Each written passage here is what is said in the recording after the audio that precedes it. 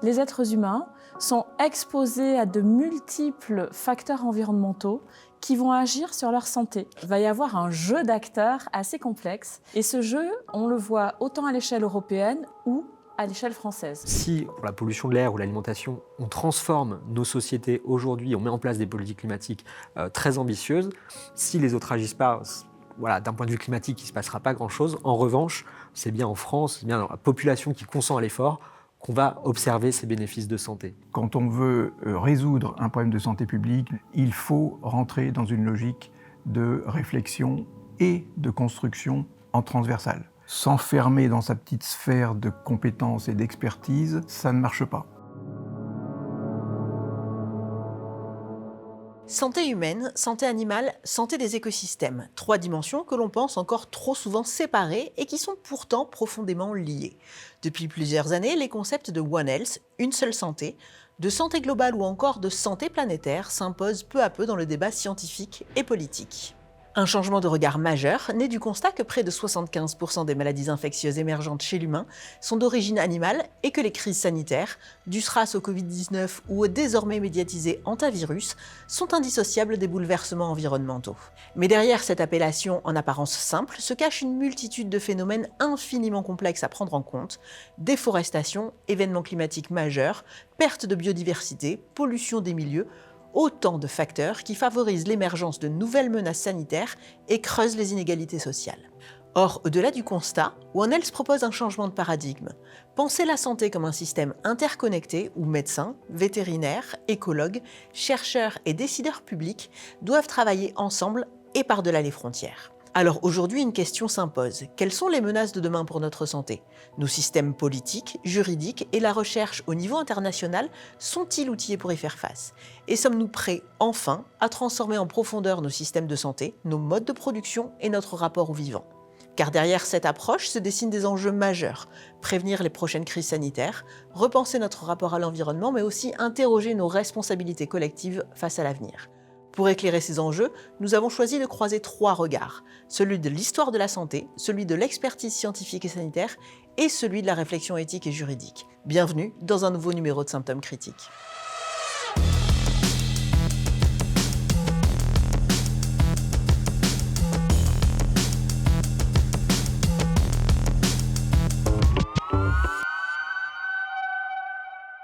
Les aléas des émissions enregistrées faisant, changement de plateau, changement de décor, et je vous accueille, professeur Olivier Bouchot. Olivier Bouchot, vous êtes infectiologue, professeur des universités, chef du service de maladies infectieuses et tropicales de l'hôpital Avicenne de la PHP et prix d'honneur 2024 de la Fondation MNH pour votre engagement en médiation en santé au travers notamment des actions que vous avez menées avec l'association La Plage que vous avez fondée. Olivier Bouchot, bienvenue dans notre émission. Bonjour. Alors, d'où vient le concept de santé globale, professeur Bouchot, ce concept de santé globale qu'on appelle aussi One Health? Alors c'est un concept qui est né dans les années 2000, qui est la succession d'autres concepts de prise de conscience que les maladies de façon générale, et notamment les maladies infectieuses, ne connaissent pas les frontières. Alors sans trop détailler, mais ça a commencé par la notion de santé internationale, santé globale, santé mondiale. Et donc maintenant ce concept de One Health qui postule que la santé humaine ne peut pas se dissocier de la santé animale et de la santé environnementale, et en prenant la notion d'environnement au sens très large du terme, alors certes environnement au sens climatique, nature, etc., mais également la dimension sociale, et Dieu sait si la dimension sociale joue un rôle considérable dans le développement de toutes les maladies de façon générale, mais également des maladies infectieuses. Alors c'est vrai que quand on pense au concept de santé globale, on pense d'abord aux zoonoses, le VIH, le paludisme, le Covid, ou plus récemment Ebola ou encore l'hantavirus. Pour autant, ça ne se résume pas à ça. Quels sont les grands types d'enjeux de santé que met en lumière le concept de santé globale ? Alors ce concept de santé globale fait référence et a probablement été imaginé davantage autour des maladies infectieuses, mais ne se limite pas aux maladies infectieuses. Vous parlez d'un phénomène absolument énorme, macroscopique, comme on pourrait dire, que tout le monde connaît plus ou moins intuitivement, mais qui bizarrement est peu nommé, qui est ce qu'on appelle la transition sanitaire ou la transition épidémiologique, qui est une observation qui montre tout simplement que dans les générations précédentes, l'essentiel des maladies et l'essentiel de la mortalité humaine étaient liés aux maladies infectieuses. Et puis, du fait d'un phénomène majeur qui est principalement l'urbanisation, les maladies infectieuses n'ont pas disparu, ne disparaissent pas, on y reviendra peut-être tout à l'heure, mais se font supplanter par les maladies non infectieuses, qu'on appelle aussi non transmissibles, que sont toutes les maladies métaboliques comme le diabète, comme l'hypertension artérielle, comme l'obésité, comme les infections respiratoires chroniques, et principalement la bronchite chronique qui est en train de devenir une des maladies les plus fréquentes dans le monde. Et ces maladies de la transition épidémiologique qui sont maintenant responsables de la majorité des problèmes de santé de la population et qui est la principale cause de mortalité, entrent aussi dans ce cadre de One Health. Pourquoi vous parliez de l'urbanisation? En quoi cette urbanisation, elle vient changer justement cette répartition entre les problématiques de santé liées vraiment au virus, aux agents infectieux et les maladies non transmissibles? Alors par un mécanisme finalement assez simple, enfin en tout cas qu'on va essayer de simplifier, parce que jamais tout n'est aussi simple que ça, mais on va dire qu'au début du XXe siècle, à peu près 80% de la population mondiale vivait en zone rurale, avec une alimentation plutôt très diététique, probablement un peu insuffisante, mais plutôt très, très diététique, comportant très peu de graisse, très peu de sucre, très peu de sel, très peu de viande notamment, et beaucoup de céréales, de légumineuses, de légumes, etc. Et puis, les difficultés de la vie du quotidien, notamment quand on vit de la terre, font que les populations ont migré progressivement, alors avec un décalage dans le temps, puisque dans les pays plus riches, cette migration a commencé plus tôt, et puis dans les pays à faibles ressources, c'est en train de se faire actuellement. Donc une grande partie de la population a commencé à rejoindre les villes, mais dans des conditions souvent catastrophiques, c'est-à-dire dans ces zones qu'on appelle des bidonvilles ou favelas, enfin il y a différents termes selon les continents, où les gens vivent dans des conditions de promiscuité et d'hygiène catastrophiques, et à la fois ça nourrit, alors ce qu'on pourrait appeler rapidement comme la malbouffe, à la fois moins d'activité physique, puisqu'il y a plus de travail agricole ou péri-agricole qui faisait un travail très dur. Et puis, donc ça favorise les maladies non infectieuses, le diabète, l'hypertension, etc. L'obésité, évidemment. La fameuse bronchite chronique à cause de la pollution. Mais paradoxalement, ou plutôt en parallèle, la promiscuité de population, alors de façon massive, hein, quand on voit une ville comme Lagos, qui est la grande ville économique du Nigeria, si on veut prendre cet exemple, où, alors je me trompe peut-être, mais il me semble me souvenir qu'il y a 40 millions à peu près de personnes qui vivent dans l'ensemble de l'agglomération. Vous avez un cœur de ville qui est très limité, et l'immense majorité de la population vit dans cette espèce de bidonville qui entoure la ville, donc dans des conditions de promiscuité, d'hygiène, avec des eaux sales qui contaminent les eaux propres, et tout ça génère évidemment des épidémies et des phénomènes de maladies infectieuses de façon générale. Alors ça c'est absolument amplifié, mais on a même le cas avec le métro parisien qui est aussi, voilà, en beaucoup plus dilué, un exemple de à quel point la ville peut devenir un concentrateur comme ça, qui favorise la propagation d'un virus au sein d'une population. Ce concept de santé globale, on le voit bien, il vient mélanger et mettre en contact des champs disciplinaires extrêmement variés. On parle là d'urbanisme, on pourrait parler d'architecture, on parle aussi d'agriculture, de climatologie. Ça vient vraiment vous amener à pratiquer la médecine humaine de manière complètement différente. Quels sont les challenges que ça pose, ce concept de santé globale, de médecine, de One Health, pour les médecins d'humain? Eh bien, tout simplement à accepter que le médecin, alors je vais peut-être me faire des ennemis auprès de mes confrères, mais que le médecin n'est pas au cœur du système et que tant qu'on travaille en vertical, tant qu'on travaille en solitaire, alors au niveau individuel des patients, ça peut peut-être suffire, même si c'est certainement pas l'idéal, mais quand on veut résoudre un problème de santé publique, notamment une épidémie, mais de façon générale les problèmes de santé publique, il faut rentrer dans une logique de réflexion et de construction en transversal. Si on prend l'exemple du Covid, l'exemple de l'épidémie d'Ebola, même l'exemple de l'hantavirus, il faut bien reconnaître que ça a été une épidémie extrêmement limitée, je sais à peine si on peut utiliser le terme d'épidémie, mais bon, prenons quelque chose comme le Covid qui nous a tous beaucoup secoués. Le médecin seul, j'allais dire le pouvoir médical seul, ne peut pas résoudre ce problème-là. Il faut travailler avec des vétérinaires, puisque même si, concernant la Covid, l'animal réservoir n'a pas encore été formellement identifié, il le sera probablement un jour, et dans d'autres épidémies, ça l'a été. Par exemple, pour Ebola, on sait maintenant que ce sont des chauves-souris. Pour le VIH, c'est un peu plus compliqué, parce que le réservoir animal a été identifié, mais ne joue plus un rôle dans la transmission du virus dans l'épidémie, mais on sait que, initialement, avant le début du XXe siècle, le réservoir était des singes, différents types de singes, enfin, on ne va pas rentrer dans les détails, et donc si on ne fait pas intervenir les vétérinaires, on n'y arrivera pas. Si on ne fait pas intervenir les sociologues, les anthropologues qui travaillent et qui connaissent les comportements humains, eh ben, on ne peut pas arriver à lutter contre ces maladies-là. Si on ne fait pas intervenir les environnementalistes, c'est-à-dire les personnes qui travaillent sur les causes environnementales, qui dans certains cas peuvent avoir un rôle, notamment quand il y a trop de pluie, ce qui entraîne des mécanismes de pollution de certains animaux.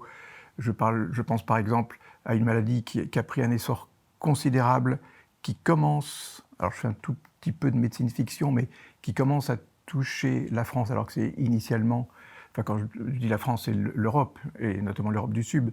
Je parle de la dengue, qui est une maladie transmise par moustique. Et ben c'est la pullulation au moment des pluies et quand il fait suffisamment chaud, des petits réservoirs d'eau qui font que ce moustique se développe, prolifère, et donc va multiplier les chances, entre guillemets, de transmettre un virus quand le virus commence à rentrer dans un circuit de transmission.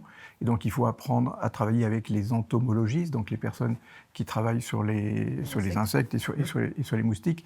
Et donc il faut un chef d'orchestre pour faire tourner tout ça.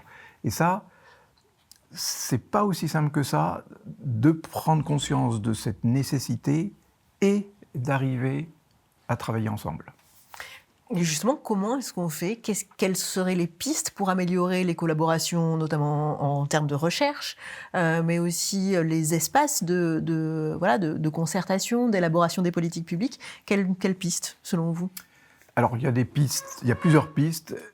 Alors moi, en tant qu'enseignant, une des premières pistes, forcément, c'est de commencer par les plus jeunes. C'est-à-dire qu'il faut que la jeune génération des médecins, mais également des infirmières, mais également des vétérinaires, mais également des entomologistes, mais également des environnementalistes, mais également des anthropologues, prennent conscience que s'enfermer dans sa petite sphère de compétences et d'expertise, ça ne marche pas.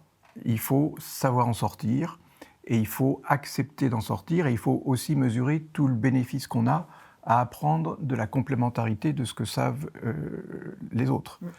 Après, une autre piste, c'est les financements, parce que la recherche de qualité, ça coûte cher. On ne peut pas faire ça sur un coin de table ou dans un coin de forêt comme ça. Ça coûte cher quand on veut faire des choses d'envergure qui permettent vraiment d'avancer. Et il faut que ces appels d'offres soient ouverts à ce qu'on appelle des consortiums, c'est-à-dire des équipes de recherche d'horizons très différentes qui se mettent ensemble en disant moi j'apporte la compétence entomologique, moi j'apporte la compétence anthropologique, moi j'apporte la compétence scientifique, moi j'apporte la compétence météorologique, et on se met ensemble pour construire un projet d'envergure qui va permettre peut-être de répondre à une vraie question et surtout d'apporter une vraie réponse. Ça nécessite des financements internationaux, puisque c'est compliqué quand même de pouvoir travailler cette question-là, enfin ces questions-là, à l'échelle purement nationale. Est-ce que ça existe à l'heure actuelle ou pas ? Comment est-ce que ça se passe et comment est-ce qu'on crée cette dynamique ? Ça nécessite des financements internationaux, oui. Ça peut aussi se concevoir au niveau national.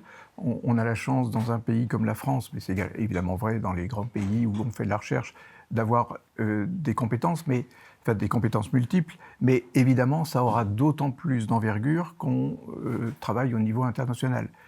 Maintenant, il faut bien prendre conscience que les chercheurs et les scientifiques n'ont pas attendu le Covid ou l'épidémie d'Ebola pour communiquer, pour se transmettre des informations, pour partager, chacun apportant ses compétences.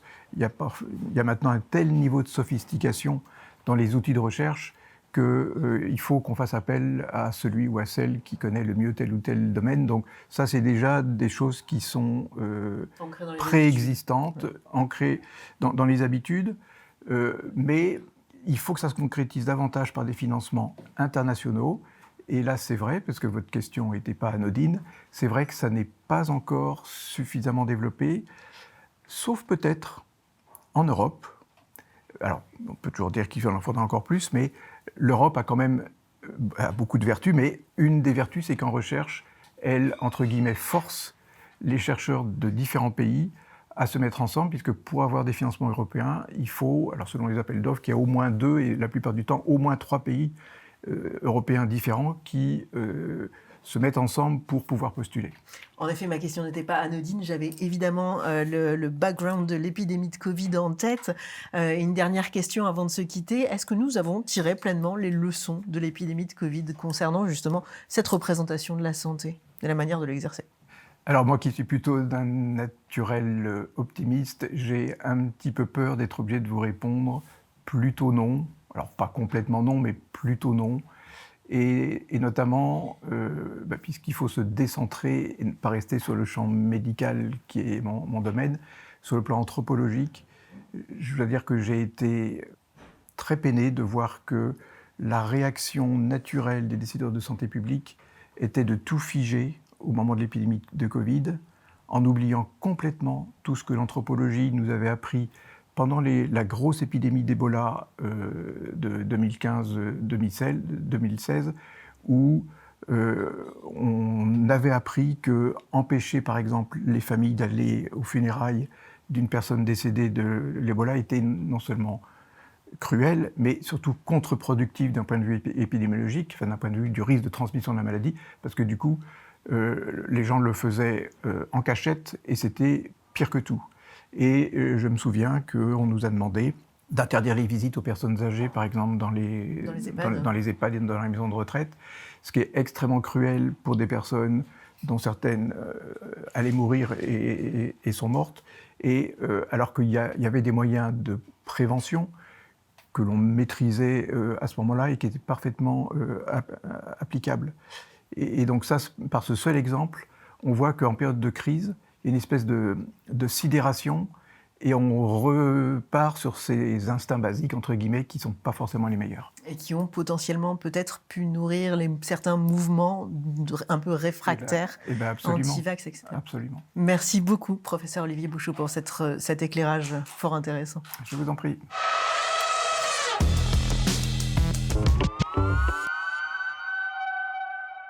Kevin Jean, vous êtes épidémiologiste, professeur en santé et changements globaux à l'École nationale supérieure de Paris et auteur de l'ouvrage « À notre santé, la lutte contre le changement climatique n'est pas celle que vous croyez », paru en mars dernier aux éditions Payot. Bienvenue dans l'émission. Bonjour, merci. Alors, vos travaux de recherche combinent à la fois l'approche de l'épidémiologie classique, mais aussi la modélisation mathématique pour évaluer les stratégies de prévention dans les différents domaines de la santé environnementale.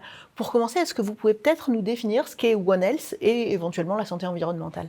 Oui, alors c'est courant comme le One Health, la santé environnementale, donc One Health, une seule santé. Ça vise à rendre plus visible la dépendance de notre état de santé, à nous, êtres humains, par rapport, sa dépendance à l'état de l'environnement, des écosystèmes, de la planète dans son ensemble. Donc on entend beaucoup récemment, on a beaucoup entendu parler de One Health. C'est vrai que One Health, donc c'est ce qui fait le lien entre la santé animale, la santé humaine, la santé des écosystèmes. Moi, j'aime bien élargir un petit peu ce concept parce que le One Health, on en entend beaucoup parler à travers des maladies infectieuses, des crises de nouveaux virus, de nouvelles maladies infectieuses. Et en fait, notre dépendance à l'environnement, elle ne dépend pas que de ça. La pollution atmosphérique, par exemple, c'est un lien direct entre la santé de notre planète, l'environnement et la santé humaine. C'est quelque chose qui cause beaucoup plus de maladies chroniques, maladies cardiaques, respiratoires, des cancers, et qu'on prend pas forcément dans le périmètre quand on pense sous l'angle One Health. Et donc il y a d'autres courants, la santé environnementale, la santé planétaire, qui visent à rendre vraiment visible le lien entre notre santé à nous, société humaine, et la santé globalement, encore une fois, des écosystèmes et de la planète dans son ensemble, surtout à une période, celle de l'Anthropocène, où on vit de multiples crises, non seulement les atteintes à la biodiversité, donc on en parle avec le One Health, mais également des pollutions des milieux et le réchauffement climatique, là aussi, qui cause de nombreux impacts sur les populations humaines. Et justement, en tant qu'épidémiologiste, est-ce qu'il y a certains types de problématiques de santé qui sont prépondérantes, qui sont prégnantes et qui risquent vraiment de se voir majorer avec les différentes crises que l'on rencontre ? Alors, tout dépend des contextes et des pays dans lesquels on se trouve. De manière générale, depuis quelques décennies maintenant, on est face à des crises des épidémies de maladies chroniques. Donc, on n'est plus trop l'état de santé des populations à la fois au nord et au sud n'est plus tant, comme c'était le cas encore largement au XXe siècle, défini par des problématiques infectieuses, des maladies infectieuses, des virus, des microbes, mais beaucoup plus maintenant par des maladies chroniques. Les premières causes de mortalité à travers le monde maintenant, c'est le cancer, les maladies cardiovasculaires, et tout ça, en fait, ce sont des types de maladies qui, quelque part, sont très multifactorielles, sont le réceptacle d'expositions très différentes, d'expositions alimentaires, d'expositions environnementales. Donc, j'ai parlé de la pollution de l'air, pollution des milieux, là aussi, qui sont affectées, les maladies cardiovasculaires, y compris le cancer, parfois par le réchauffement climatique et ses manifestations, là aussi. Donc, c'est vraiment maintenant, il faut voir que ce sont ces maladies chroniques qui impactent très largement également notre qualité de vie, qui sont les grands fardeaux de la santé, dans la santé des populations. Et justement, est-ce qu'on sait, dans les 10, 20, 30 prochaines années, quelles vont être les problématiques de santé qui vont vraiment exploser ? Alors, ce qu'on sait, c'est que dans les 10, 20, 30 prochaines années, déjà, on a une tendance au vieillissement de la population, ce qui va venir, quelque part, augmenter ces maladies dont le risque augmente avec l'âge. Donc, quelque part, ça, c'est attendu. Mais ce qu'on voit également, c'est que pour certaines de ces maladies, les cancers notamment, on a une augmentation des cancers qui va au-delà de ce qu'on attend sous le seul fait du vieillissement. Et donc là-dessus, les menaces qu'on voit, en tout cas, on voit des alertes répétées sous l'angle des pollutions des milieux, les pesticides, pollution des eaux, PFAS, etc. Et l'autre grand volet, l'autre menace qu'on voit s'amplifier chaque année, c'est les effets du réchauffement climatique, avec des effets qui sont très visibles au moment des canicules, notamment les vagues de chaleur ou les événements climatiques extrêmes. Mais on sait qu'il y a beaucoup d'autres effets derrière qu'on ne voit pas ou auxquels on ne pense pas directement, spontanément. Lesquels ? Alors, des effets en santé mentale, des effets liés à la pollution atmosphérique. Il y a des interactions très fortes entre le réchauffement climatique, la pollution atmosphérique. Il y a des enjeux de risques alimentaires, en sécurité alimentaire là aussi. On a vraiment, globalement, le réchauffement climatique est un phénomène qui vient augmenter la plupart des risques connus. Les risques, ça ne génère pas de nouveaux risques ou de nouvelles pathologies qu'on ne connaissait pas, mais ça vient augmenter tout un paquet de pathologies qui sont déjà là et qui sont renforcées par le réchauffement climatique. Le risque, par exemple, de majoration des problématiques de santé mentale, ce n'est pas quelque chose auquel on pense spécifiquement en lien avec une canicule. Est-ce que vous pouvez développer peut-être ce point-là ? Alors, de manière générale, ce qu'il faut avoir en tête, c'est qu'en période de canicule, tous les événements de santé, ou presque, augmentent. C'est-à-dire, quand on regarde le nombre de décès, on voit des augmentations des nombres de décès, des taux de décès en période de canicule, et ça, c'est valable pour toutes les causes de décès. C'est-à-dire, on voit une augmentation des décès pour cause cardiaque, pour cause respiratoire, mais également pour cause de cancer, de maladies infectieuses. La température, c'est un paramètre biologique essentiel dans le fonctionnement de nos corps. Et quand on vient la perturber, en fait, tout est détraqué quelque part. Et la fonction ou l'organe le plus faible, le plus fragilisé, le plus vulnérable est celui qui vient lâcher, c'est la décompensation. Et c'est la même chose pour la santé mentale. C'est-à-dire qu'en période de canicule, on va dire 3 types de phénomènes qui viennent augmenter tous les enjeux de santé mentale. Le premier, c'est des phénomènes vraiment biologiques, physiologiques.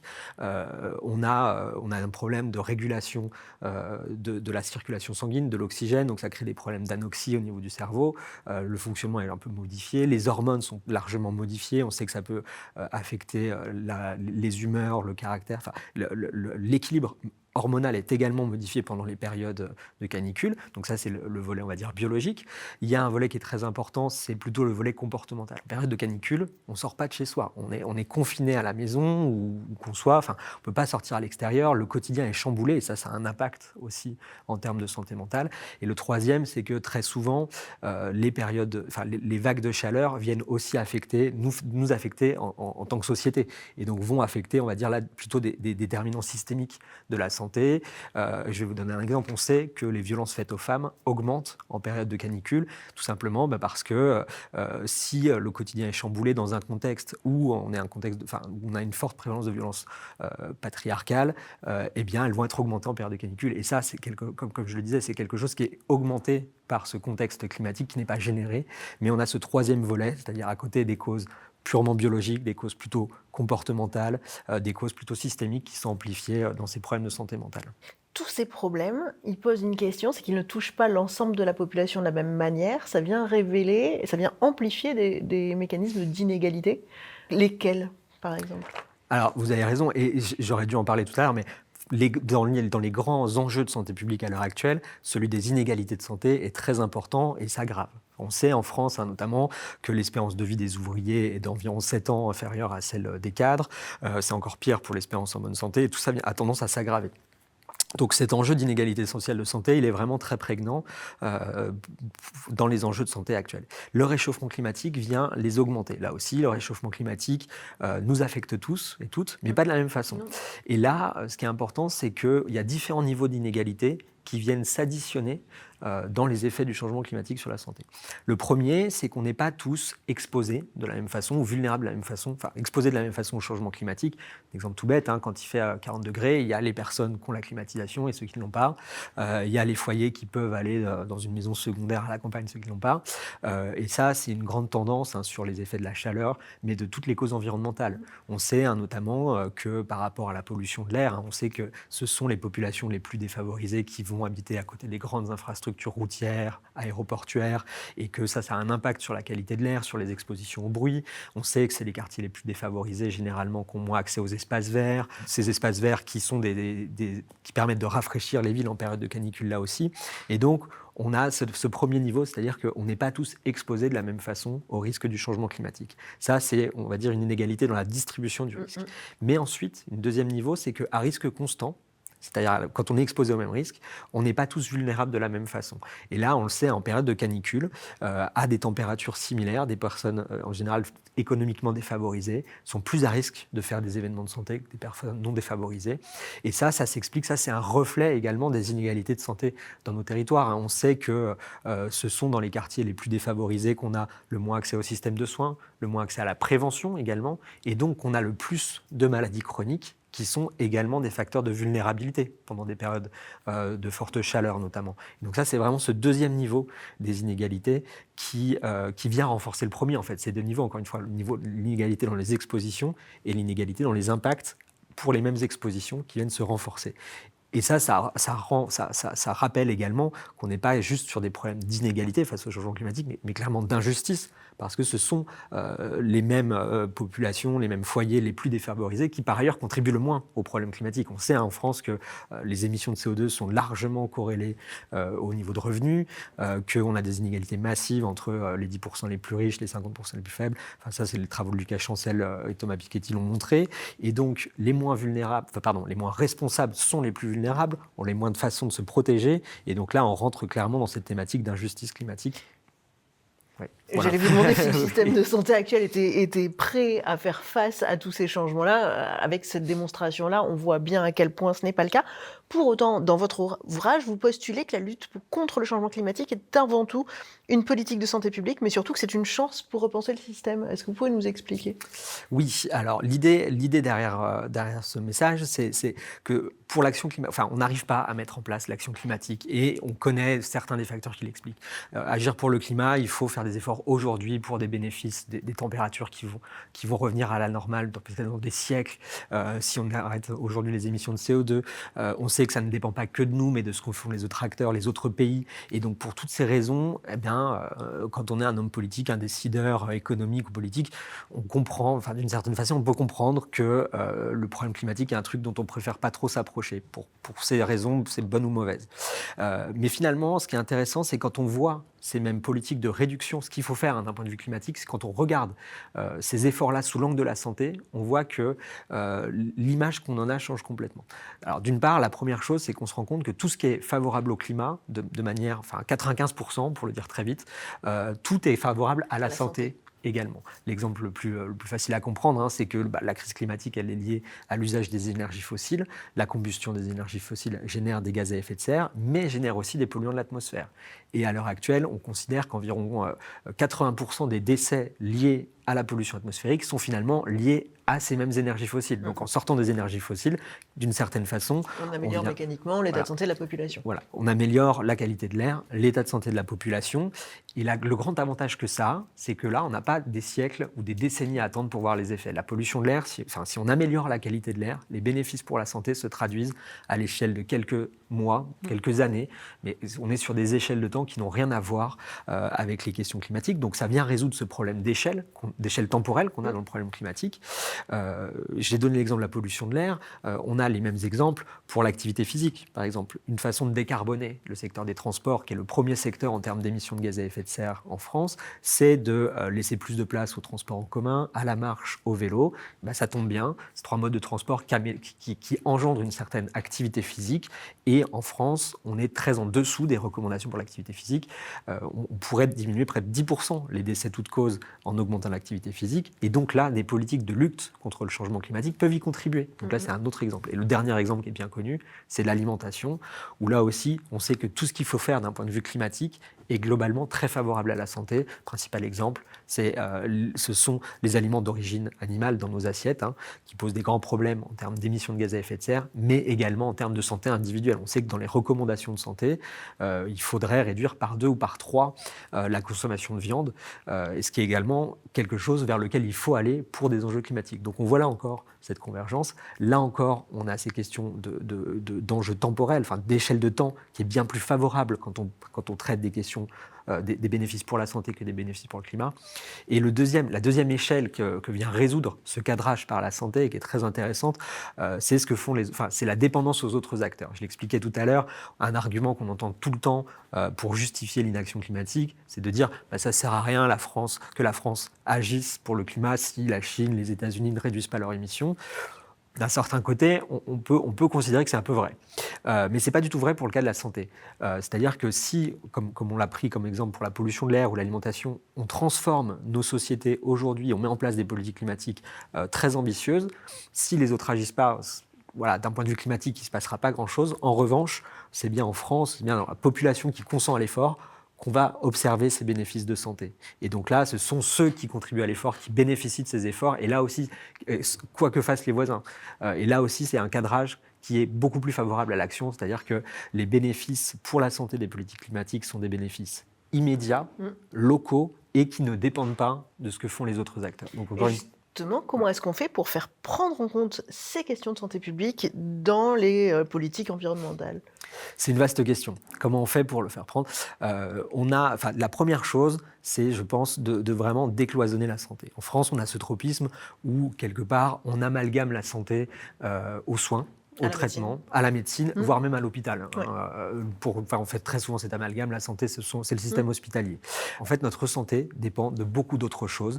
Elle dépend très largement de notre environnement, on l'a dit, de notre environnement, mais au sens très large, de l'air qu'on respire, de l'eau qu'on boit, mais également des aliments qu'on mange, et puis de notre environnement socio-économique, là aussi. Et donc, on le voit à travers les exemples que j'ai cités brièvement, notre santé ne dépend pas seulement du ministère de la Santé, mais également du ministère des Transports, avec des questions. Les transports sont liés à l'activité physique, à la pollution de l'air. L'organisation de la ville. L'organisation de la ville, effectivement, l'aménagement du territoire, là aussi, qui détermine très largement la façon dont on se déplace. Le secteur agricole, les systèmes agricoles, évidemment. Là, c'est quelque chose qui devient de plus en plus visible à l'heure des crises sanitaires à répétition dans l'alimentation. Et donc, il y a cet enjeu de faire rentrer ces questions de santé dans toutes les politiques publiques. C'est un mouvement, c'est une approche qu'on essaye de développer dans le champ de la santé publique, c'est de dire, ça s'appelle la santé dans toutes les politiques publiques, de dire que vraiment, on peut penser ces enjeux de santé à travers tous les secteurs d'activité. C'est ce qu'on appelle en santé publique, ce qu'on appelle de nouveau, c'est aussi un grand virage préventif de la santé. Un chiffre qui est très éloquent, c'est qu'en France, on considère que quand on dépense 100 € dans le système de santé, il y en a 96 qui vont à une approche curative, donc on va traiter les problèmes, et seulement 3 ou 4 qui vont à une approche préventive. On va faire en sorte de prévenir les problèmes à la source. Donc on voit bien que là, il y a un déséquilibre très fort. Dans d'autres pays qui ont une culture de santé publique et de prévention plus forte, on est plutôt à 90-10. Donc là, on a beaucoup d'efforts à faire également sur ce volet préventif. Mais beaucoup de marge de progression et d'ouverture vers l'avenir. Merci beaucoup pour cet échange extrêmement intéressant, Kevin Jean. Merci beaucoup pour l'invitation.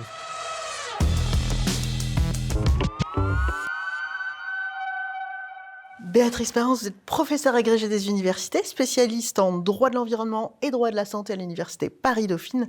Vous travaillez sur ces questions de longue date, puisque vous êtes également co-autrice de l'ouvrage La régulation environnementale, publié en 2012 aux éditions LGDJ et de Santé et Environnement aux éditions du CNRS. Merci d'être présente dans l'émission. Merci à vous. Alors c'est un sujet très vaste qui semble extrêmement diffus, cette question de One Health, de Une Santé, de santé environnementale. J'imagine qu'on ne réglemente pas les conséquences d'une exposition à l'amiante dans une entreprise de la même manière que celle de l'apparition d'un virus dans un contexte de déforestation, par exemple. Alors, comment est-ce qu'on réglemente les atteintes à la santé liées à des facteurs environnementaux ?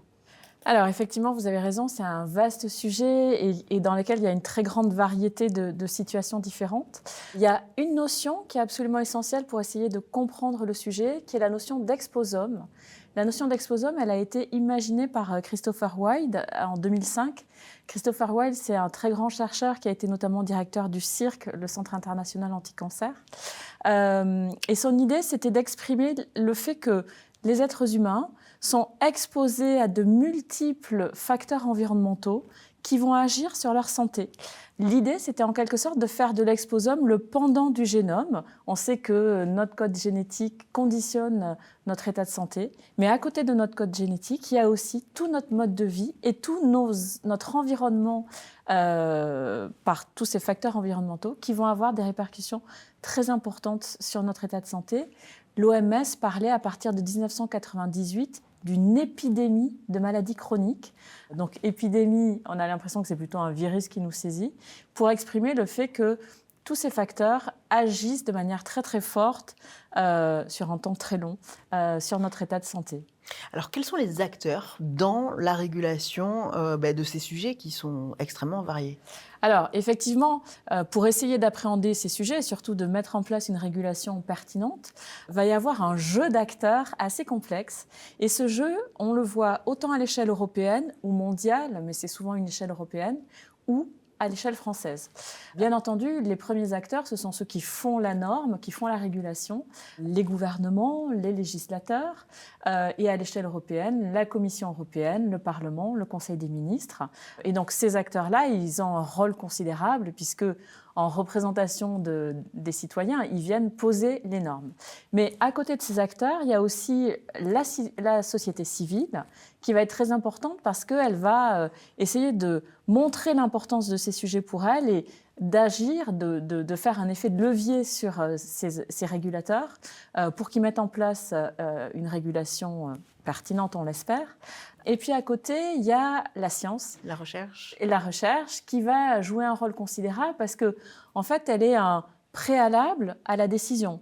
Les régulateurs ne sont pas des scientifiques. Ils ont une compréhension qui n'est pas naturelle de ces sujets-là et donc ils vont avoir besoin de la science pour venir s'appuyer sur la science pour pouvoir produire des régulations. Et dans la science, il y a notamment ce qu'on appelle les agences d'expertise, tant à l'échelle européenne qu'à l'échelle française, qui vont les aider considérablement pour venir poser un diagnostic, en quelque sorte, de ces sujets et préconiser des réponses.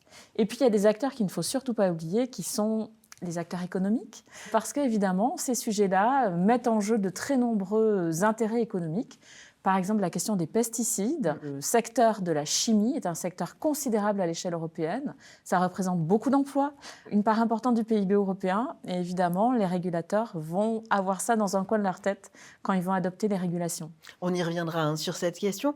Mais moi, une question qui me semblerait essentielle, c'est comment est-ce qu'on explique justement, on parlait de la recherche scientifique, ce décalage qu'il peut y avoir, ce décalage temporel qu'il peut y avoir entre la production de savoir scientifique, des alertes parfois de la communauté scientifique et justement une régulation, une réglementation autour de dangers, de problématiques liées Alors, Effectivement, si vous êtes un lecteur de certains quotidiens nationaux, par exemple Le Monde, dans lequel les sujets de santé et environnement sont très bien couverts, vous allez voir très souvent des articles sur ce sujet ou même des tribunes de scientifiques qui viennent dire « écoutez-nous, nous lançons une alerte forte sur certains sujets, écoutez-nous ». C'est très déstabilisant de percevoir à quel point ils sont peu écoutés. Pourquoi cela ? Parce que justement, les derniers acteurs que j'ai mentionnés, les acteurs économiques, bien souvent vont avoir des intérêts tout à fait divergents avec les préconisations scientifiques. Je prends un exemple, la question du cadmium qui est beaucoup discutée en ce moment. Pourquoi ? C'est un métal lourd qui vient gêner le fonctionnement de nombreux organes et dont l'interférence est peut-être en causalité avec certains types de cancers. On sait que la France est un des pays européens dans lequel il y a le taux de cancer le plus élevé, notamment les cancers du pancréas. Donc ça interroge beaucoup. L'ANSES, qui est une agence d'expertise nationale extrêmement reconnue, a produit un rapport sur le sujet en disant qu'il faudrait absolument réduire l'exposition de la population française au cadmium. On est en train d'arriver dans une situation très critique. Comment se fait-il qu'on soit exposé au cadmium ? Tout simplement parce que c'est un métal qui est très présent dans les engrais phosphatés. Or, la France s'alimente auprès du Maroc pour les engrais phosphatés. Et le phosphate marocain contient naturellement une dose très élevée de cadmium. Donc il faudrait réorienter notre approvisionnement en engrais en phosphate ailleurs. Sauf que ça sera difficile dans nos relations avec le Maroc. Et donc là, on voit bien que ce sont des intérêts géopolitiques ou économiques qui vont prédominer sur une recommandation tout à fait essentielle menée par l'ANSES. Malheureusement, les exemples sont pléthores sur ce type de conflit d'intérêts. Et un rapport de force à instaurer aussi dans les priorités que l'on met en place dans nos politiques publiques. Exactement. Et là-dessus, la société civile va jouer un rôle majeur. La question des PFAS, qui est aussi très, très présente dans les débats publics aujourd'hui.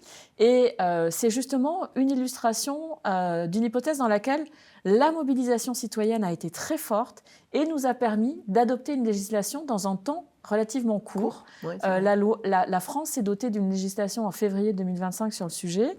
Alors, législation qui va sans doute pas encore assez loin, parce que c'est vraiment une problématique très complexe et très importante, mais néanmoins une législation qui nous permet de faire des pas. Or, il est certain que si on n'avait pas eu cette mobilisation, on ne serait pas parvenu à avoir l'adoption de cette loi. Et par exemple, pour revenir à la question du cadmium, il y avait une proposition de loi qui avait été présentée par certains députés, mais ce sont des députés qui ont une fenêtre pour rentrer dans l'agenda parlementaire. Il y a cette question-là aussi qui apparaît très technique, mais qui en fait est cruciale. Comment faire porter le sujet dans l'agenda parlementaire ?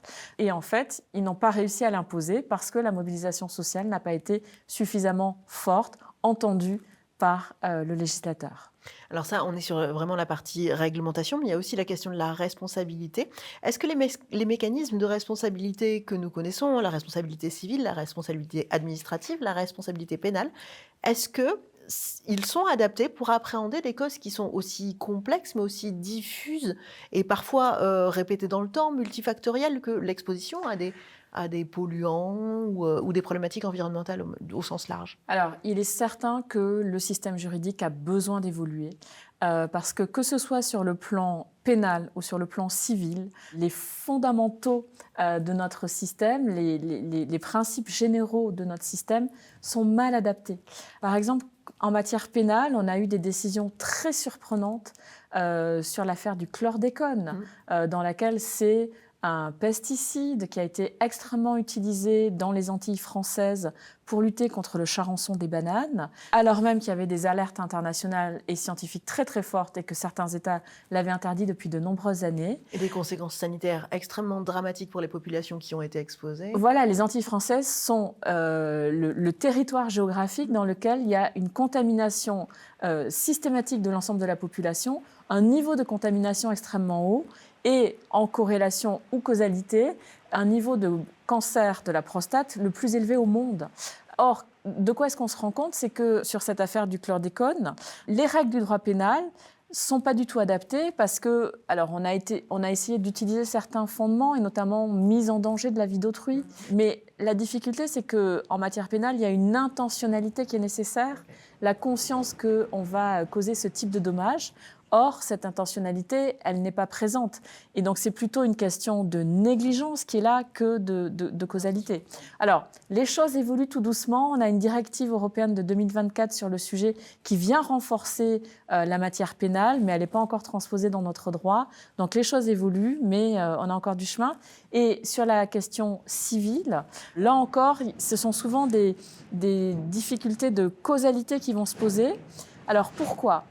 Parce que pour reconnaître un lien de causalité entre ce qu'on appelle un fait générateur, une action, et puis un dommage, par exemple une personne qui va souffrir d'un cancer du sein, on sait que l'exposition aux substances chimiques a un lien à une grande échelle. On constate que l'exposition à des facteurs chimiques a un lien sur une occurrence de cancer du sein. Mais ça peut être aussi un travail de nuit. Il y a plein d'autres facteurs qui peuvent aussi rentrer en jeu. C'est ce qu'on appelle des pathologies multifactorielles dans lesquelles il y a de très nombreux facteurs qui vont intervenir. La sédentarité, le surpoids, le travail de nuit, en effet, vous avez raison. Et donc, il va être très difficile d'attribuer en quelque sorte, une causalité et du coup de rechercher la responsabilité. Alors, ce sont des sujets sur lesquels on essaie d'avoir beaucoup de dialogue avec les juges qui, petit à petit, comprennent de mieux en mieux ces sujets-là et l'ampleur de ces sujets-là. Et notamment, on essaie de promouvoir une notion de préjudice sanitaire qui viendrait répondre en partie à ces questions. Et puis, dernier point, c'est la responsabilité administrative, c'est-à-dire la responsabilité de l'État. Donc, par exemple, elle a été reconnue dans les affaires relatives à l'amiante parce que l'État n'a pas pris suffisamment tôt une réglementation pour cesser la commercialisation et donc l'exposition des populations à l'amiante. Mais là encore, ce sont des sujets sur lesquels les choses avancent assez doucement. Et notamment, un point qui est assez difficile, c'est que moi, ça fait une quinzaine d'années que je travaille avec des scientifiques. Moi, je suis juriste, mais je travaille avec des scientifiques. Et on se rend compte que le scientifique est habité par le doute. C'est sa façon d'être, c'est sa constitution, d'être habité par le doute scientifique. Or, ce doute scientifique, il va être utilisé par les politiques qui ne veulent pas agir ou par les lobbies industriels pour dire « il est urgent de ne rien faire. Attendons d'avoir une preuve scientifique ». Mais cette preuve scientifique, peut-être que nous ne l'aurons jamais au sens des scientifiques, dans le sens où eux, ils veulent vraiment construire un chemin de causalité parfait. Et donc, il faut absolument distinguer la causalité scientifique de la décision politique. La décision politique doit reposer sur le principe de précaution. À partir du moment où des liens ont été faits entre des expositions et certains types de pathologies, il y aurait lieu d'appliquer le principe de précaution qui, malheureusement, n'est pas toujours suffisamment bien appliqué. Quels sont les freins procéduraux auxquels se heurtent les victimes quand il s'agit de faire reconnaître un préjudice ? Alors, les freins procéduraux, déjà, s'engager dans une affaire en justice, c'est compliqué. Psychologiquement, déjà, ça va être compliqué. Ça a un coût financier assez important. Il y a toujours l'aléa du procès qui est très fort. Sur ce type de sujet, on a besoin d'une expertise scientifique. Or, l'expertise scientifique coûte très cher. C'est pour ça que parfois les victimes préfèrent passer par le pénal, parce qu'en matière pénale, ce sont les juges qui vont demander des expertises et donc c'est la justice qui va assumer le coût de l'expertise, tandis qu'en matière civile, ce sont les parties. Et donc il faut faire au moins l'avance de l'expertise, mais ça a un coût très élevé. Et puis sans doute aussi l'aléa du procès. C'est pour ça que les associations, les ONG font un travail considérable. Moi, j'avoue que je suis parfois un peu surprise de constater que la mise en œuvre quotidienne du droit de l'environnement repose beaucoup sur les épaules des ONG qui font un travail remarquable. On peut vraiment les remercier de ça, en être gré. Ce devrait être l'État en principe, mais nous savons tous que l'État a des moyens limités, de plus en plus limités. Et donc les ONG font un travail considérable pour mettre en œuvre de manière concrète les règles. Ça va rejoindre un petit peu ma dernière question. Comment améliorer la législation en matière de droit de la santé et de droit environnemental? Il y a énormément de réflexions à l'heure actuelle sur ce sujet de One Health. Il faut bien réaliser que la recherche scientifique est vraiment structurée autour de cette question de One Health, qui n'a pas encore essaimé suffisamment dans la structuration des sciences sociales. Et le droit est une science sociale, donc les choses avancent, mais il y a encore beaucoup de chemin. Et donc, agir sur les sujets de santé-environnement, c'est avant tout agir sur l'environnement, être capable de mettre en place des régulations pour réduire notre niveau d'exposition, notamment aux substances chimiques, par exemple, qui sont vraiment un enjeu considérable. Alors, on sait très bien, petit à petit, le concept de limite planétaire se vulgarise. On sait très bien qu'il y a des liens entre l'ensemble de ces sujets. La question climatique va avoir des impacts sur la question de la préservation de la biodiversité, qui va avoir des impacts aussi sur les pollutions chimiques et inversement les pollutions chimiques sur la biodiversité. Donc ça, c'est important. Mais il est absolument essentiel d'agir sur ces sujets environnementaux qui ensuite vont avoir des répercussions bénéfiques, des co-bénéfices sur les sujets de santé humaine. Et en matière de droit, comment est-ce qu'on fait changer le droit? En matière de droit, il y a notamment toute la question de la réglementation des substances chimiques qui est décisive. L'Europe est un des continents les plus avancés sur ce sujet à travers une réglementation REACH, un règlement de 2006 qui vient vraiment essayer d'encadrer sur ce sujet-là. Je ne vais pas rentrer dans les détails parce que c'est très technique, mais c'est vraiment une réglementation qui a posé les premiers jalons d'un encadrement de ces sujets. Or, on avait à l'horizon d'améliorer REACH, de réviser REACH pour l'améliorer. Et le lobby de la chimie, qui est très puissant à l'échelle européenne, a fait pression depuis 1 an ou 2 ans presque sur la Commission européenne, qui nous a annoncé le mois dernier que la révision de REACH était mise de côté. Donc voilà, on se rend compte que bien souvent sur ces sujets-là et sur aussi de nombreux autres sujets, on est dans un environnement international qui n'est pas forcément très favorable en ce moment. Les États-Unis nous disent « il y en a marre des réglementations, on ne veut plus aucune réglementation », notamment sur ces sujets-là, sur d'autres sujets, mais aussi sur les sujets d'environnement. Et donc, peut-être qu'aujourd'hui, l'essentiel, ça serait déjà d'arriver à préserver un petit peu le cadre existant. Et déjà, il va falloir beaucoup lutter pour parvenir à préserver le cadre existant avant de se relancer dans des avancées quand il y aura un changement de notre environnement international. En tout cas, ce qui est certain, c'est que il est essentiel de vulgariser ces sujets et donc c'est pour ça que des médias comme les vôtres sont très importants pour que la société civile, sans que ce soit anxiogène, prenne conscience de ce qui est en train de se passer et vraiment se mobilise pour prioriser les sujets et demander au gouvernement, là, j'attends une réponse. Sur le cadmium, on attend une réponse. Il en va de notre santé. Il en va de notre santé. Merci beaucoup, Béatrice Parence, pour cet Merci éclairage. à vous.